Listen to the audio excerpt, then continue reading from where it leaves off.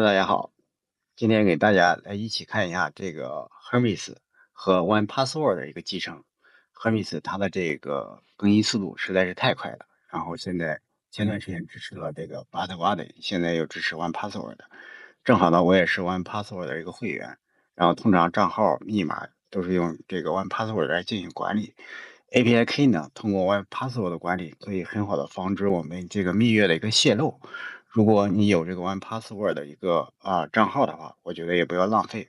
我们把它使用起来，让我们的这个 API 蜜月的一个管理变得更加的安全。今天呢，我们就从安装配置到这个使用全流程给大家演示一下。第一步呢，就是安装 Password 它这个命令工具。我们打开这个 OnePassword 的开发网站，然后点到这个Get Started，这里边有安装的一个流程。我们可以看到，它支持这个 macOS、Windows 和 Linux，它是都支持的。但是前提呢，你得有这个 OnePassword 它一个订阅。然后呢，安装方式呢，有这种命令行的安装，也有这种手工的这种安装。手工的安装就是说呢，我们下载这个安装包，然后直接点安装这种方式对这个普通用户比较友好。然后我们看完之后呢，下面就是安装完之后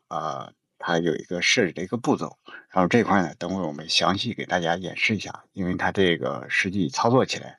可能不像网站上这么简单，可能实际操作的时候你还会遇到各种各样的问题。然后我们给大家一会儿来统一来看一下这个过程是怎么操作的。安装完了之后，我们看一下它的版本 OP 刚刚 version， 它就是2.3.1是最新的一个版本。我们执行 OP whoami， 我们可以看到这个还没有登录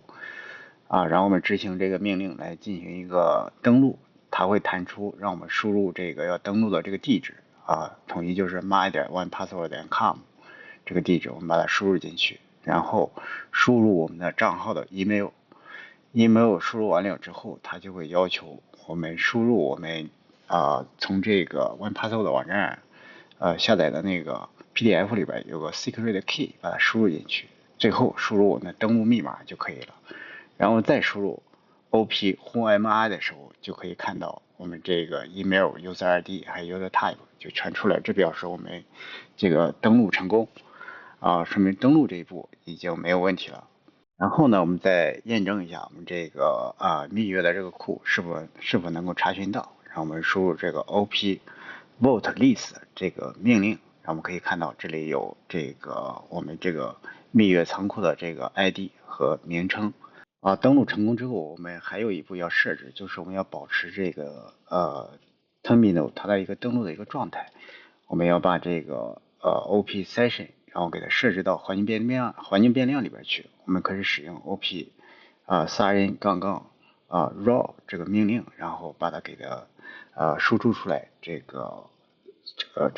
token session token，然后设置到我们的环境变量里边去。这样的话，下次就不用再登录。下面我们看一下我们这个 OnePassword 里边蜜月的一个设置方式。我们可以新建这个 item OpenAI， 然后设置这个 API 下划线 key，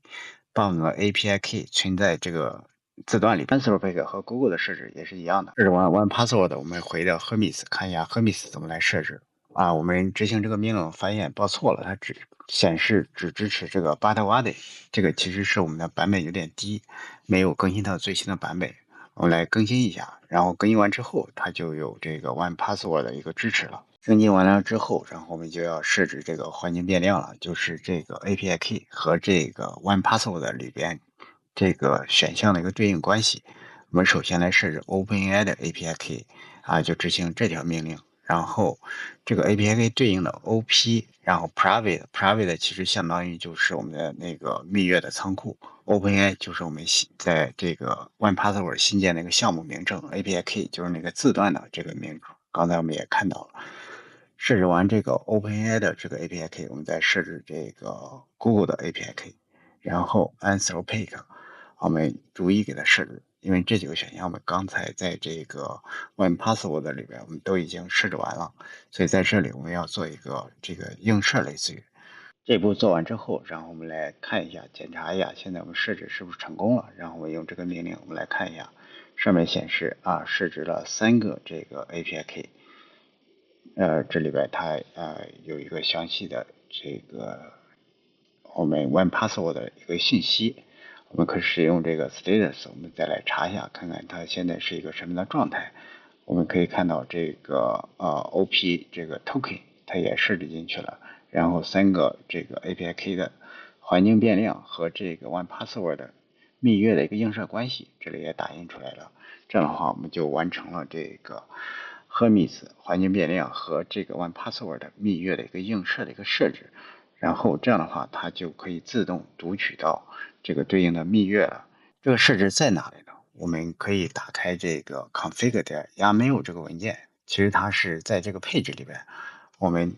进入这个文件之后，我们可以看到后面有个 secrets， 它有 Bitwarden， 还有这个 OnePassword。Bitwarden 我们是这个禁用的状态，OnePassword 我们现在是启用的状态。我们看到这3个映射关系已经全部列在这个文件里边了。这样的话，就相当于我们完成了这个映射关系的一个设置。这就是你可以检查一下你这个设置是否完整的话，可以在这里来看到。好，现在呢就万事俱备，然后我们来测试一下 Hermes，我们看一下是不是能连通。我们来输入 Hermes 这个命令，然后打开 Hermes 的这个终端。我们看到我们输入这个 hello，我们可以看到这个可以正常的一个反馈，我们说明这个我们的配置是没有问题的，它可以正常的读取我们这个 OnePassword 的这个 API key 进行一个响应。好的，这就是今天和大家分享的 Hermes 和 OnePassword 的一个集成的一个方案的一个演示。我现在真是觉得这个 Hermes 越来越好用了，它很多的这个功能的推出都是直戳用户的一个痛点，比如说这个 OnePassword 和 Bitwarden 这个集成其实我们很多的蜜月在这个本地的环境变量里面很容易造成这个蜜月的一个泄露。也希望未来有更多的这个 A 进的产品能够支持这种安全的蜜月的一个管理。另外呢，我觉得这个Hermes 它提供的像这种看板的这个功能都是非常非常实用的，把后台 agent 的这个运行的这个机制全部前台化，让我们可以一目了然的来看到 agent 它正在如何的进行运作。尤其是我们前面出的这个 Loop Engineer 的一个演示，我们十几个 agent 呢在前台进行、后台进行工作，然后前台我们可以一目了然的看谁在做什么，然后如何这个返回，然后再处理，整个机制都非常的清。好的，今天我们就到这里，欢迎大家点赞转发。